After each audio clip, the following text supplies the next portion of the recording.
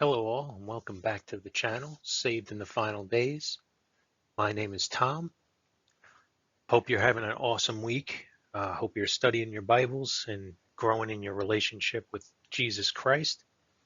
These videos are always geared towards those who are looking to strengthen their relationship with Christ, to open their understanding a little more of His Word, and maybe those that are out there seeking the Savior will find Him.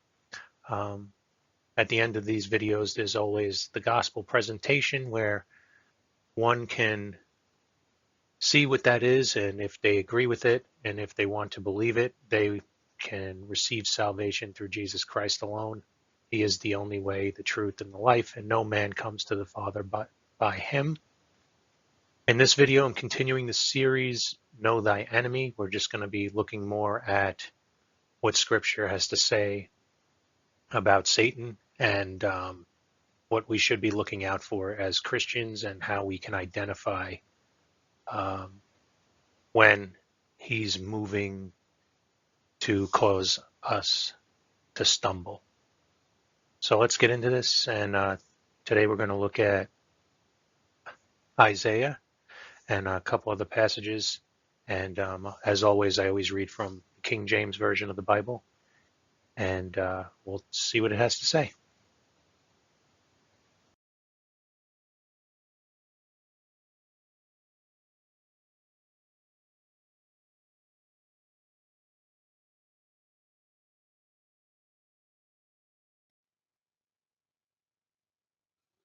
Genesis 3, verse 1.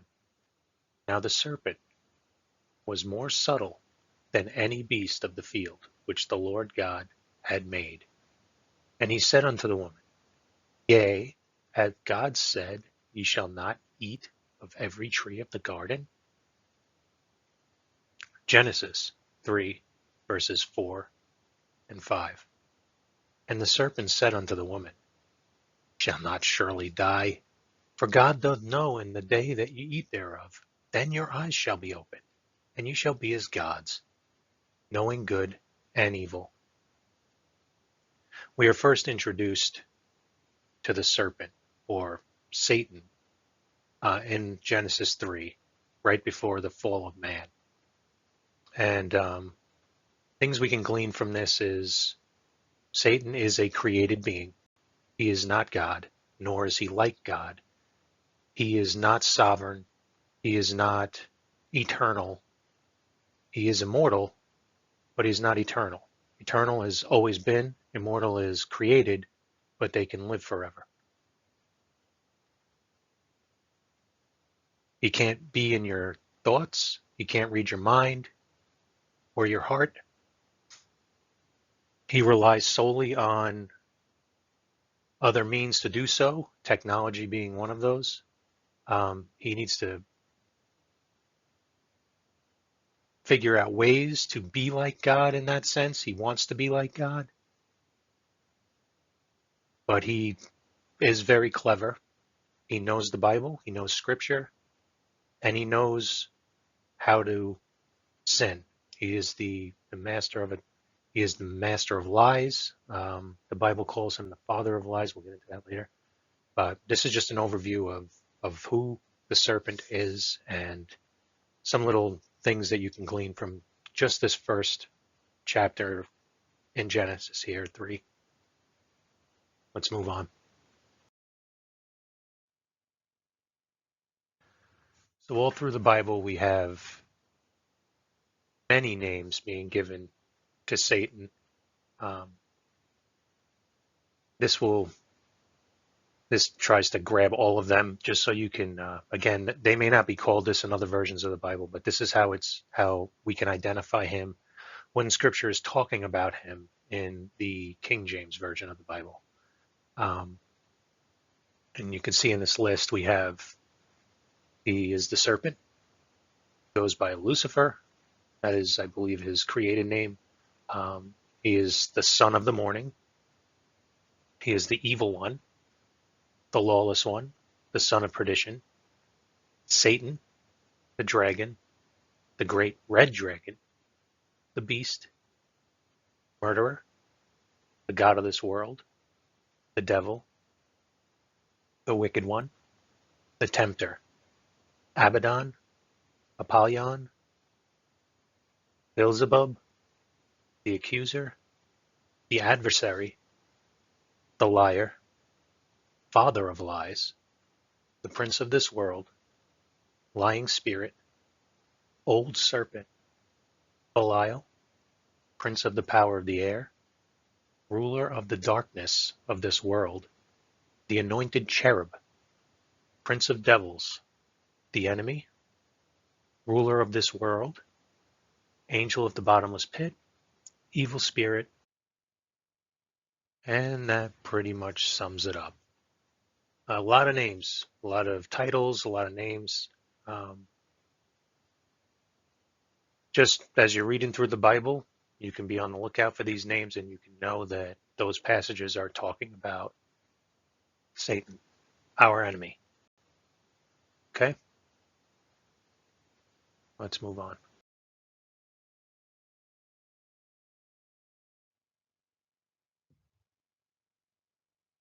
We're going to start off in Isaiah here. The pretty clear passage of, if you ever wondered what happened, well, how did Satan fall? How did that all work out? Isaiah gives a pretty good review of that. We're going to start off in Isaiah 14, verse 12. How art thou fallen from heaven, O Lucifer, son of the morning? How art thou cut down to the ground, which didst weaken the nations?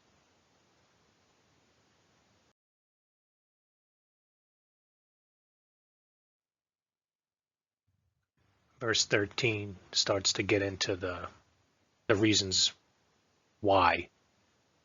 For thou hast said in thine heart, I will ascend into heaven. I will exalt my throne above the stars of God.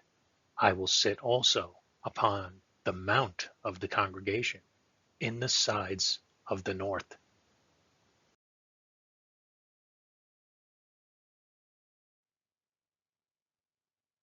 Verse 14, I will ascend above the heights of the clouds. I will be like the Most High. So in these passages so far, we have, they call it 5 eyes of Satan. Um, this is where his pride got the best of him. He declared all this and basically decided he was going to be like God. He was going to make his own decisions. Um,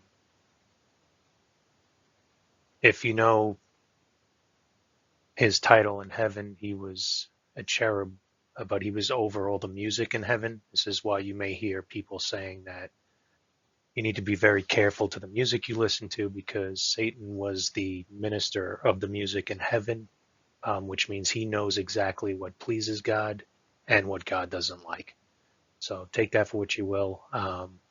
I think we should be guarding our senses anyway because the enemy, like we were talking about earlier, he can't be everywhere. He can't do everything. So he has to rely on technology and his minions and manual ways to disrupt God's plan. So with the music thing, you can take that however you want. You can look more into it. I may go into it at some point, maybe another video. I'm not sure, but know that he was the minister in heaven, um, so he knows exactly what music God likes and what he doesn't like. Okay, let's move on.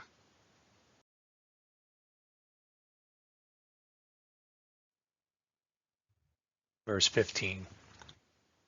Yet thou shalt be brought down to hell, to the sides of the pit.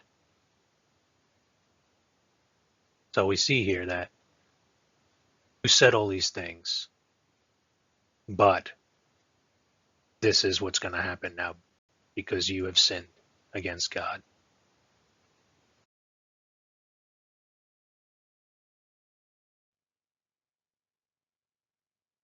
Verse 16, they that see thee shall narrowly look upon thee, and consider thee, saying, is this the man that made the earth to tremble, that did shake the kingdoms? So out of this verse, we can see that we're going to be surprised when we see him, when we see Satan. We're going to be surprised. He's not going to be what we're thinking. Yet he was able to cause so many problems. Um, it's going to be very strange to see this unfold.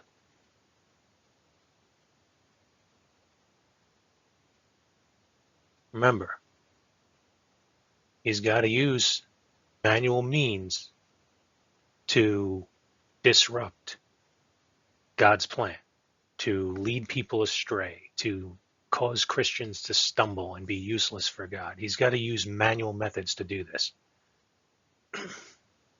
He can't physically kill anybody, but he can coax people to kill other people. Okay, he can't do direct physical things to us, but he can steer things a certain way just by a whisper. Or, he's the father of lies, so anything, the media, the news, the whatever it is, a movie, a video game, a newspaper, a book, music, he needs these tools. And he's banking on the fact that our hearts are so evil, which they are. The Bible says they are. They're desperately wicked. Who can know it?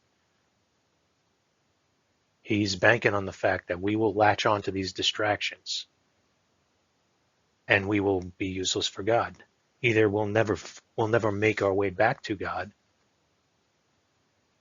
It says he blinds the minds of those who don't believe the gospel. It's foolishness to them. And if there are atheists watching this video, I'm sure they're thinking in their hearts that the gospel is foolishness. The Bible says that, so it must be true. And if you've ever talked to atheists who straight up just do not believe, this is foolishness to them. It's all foolishness to them. Jesus is foolishness to them. God is foolishness to them. So the enemy is extremely clever. He is not bound up in a hole somewhere yet. He is walking around and he's utilizing things of this world. Since he is the God of this world, he uses the things of this world to disrupt God's plans and to make Christians useless for him, to ruin relationships, to ultimately keep people separated from God, because that's ultimately what happens if we die in our sins. If we never accept the blood payment of Jesus Christ, we are eternally separated from God. The Bible calls it in a place called hell, and later the lake of fire. But what it really is separation from God for eternity. Everything that we know that's good comes from God. So imagine a life without any of that. It's impossible to even imagine. So hell's not a party. Hell is the absolute worst possible thing that could ever happen to a created being. Know thy enemy.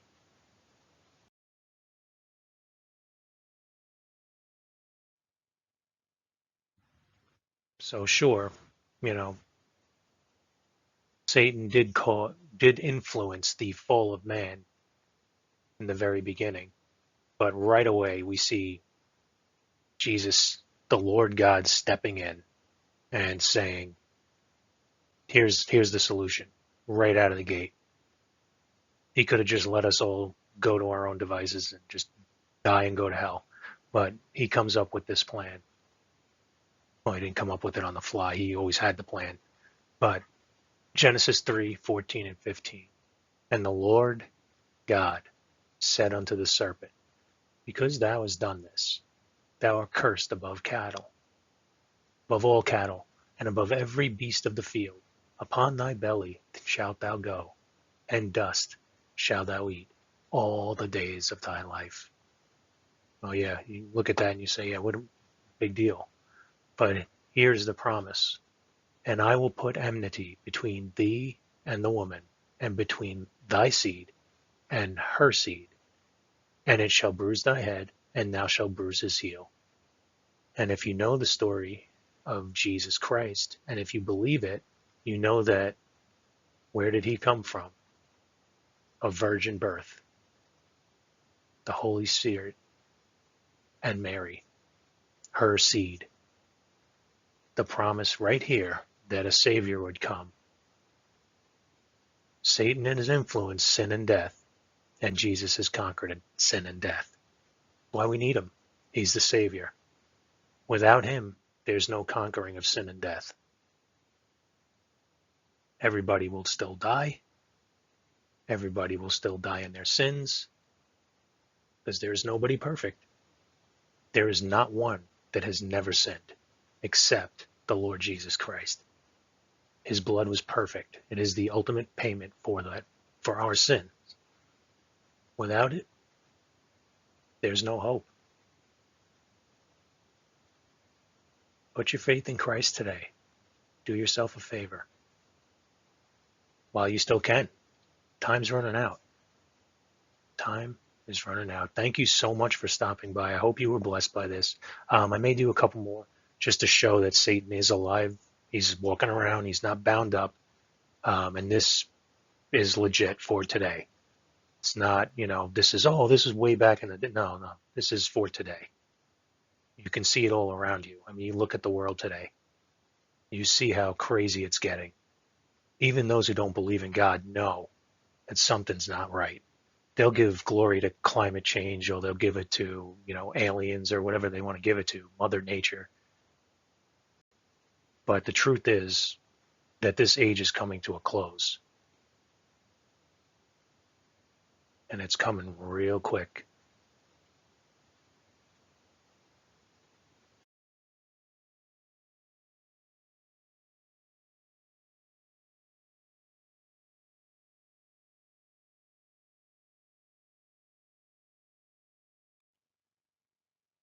Behold, I come quickly.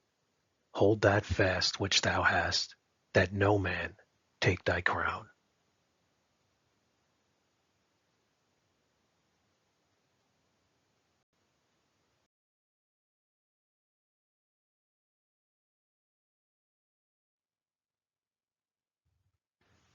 The gospel of your salvation.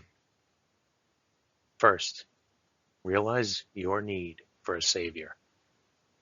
If you take a walk through the Ten Commandments, you'll start to realize that you've broken at least one, that you are a sinner. Because you're a sinner, if you die in those sins, you will end up eternally separated from God in a place called hell. You must repent. Change your mind about your condition. Your unpaid sin debt will keep you eternally separated from God in heaven. You need a Savior. Next, you have to believe that God sent a Savior. God sent his only begotten Son, Jesus Christ, to save sinners. He shed his blood and died for your sins. He was buried and resurrected on the third day. He was then seen by more than 500 eyewitnesses at once who testified that he is alive forevermore. He is the hand that is trying to save you from the pit. You must place your faith in his blood. It is the payment for your sins. Believe on Jesus now and be saved forever. Call out to Jesus to save you. It is ultimately your choice. Simply ask him to save you.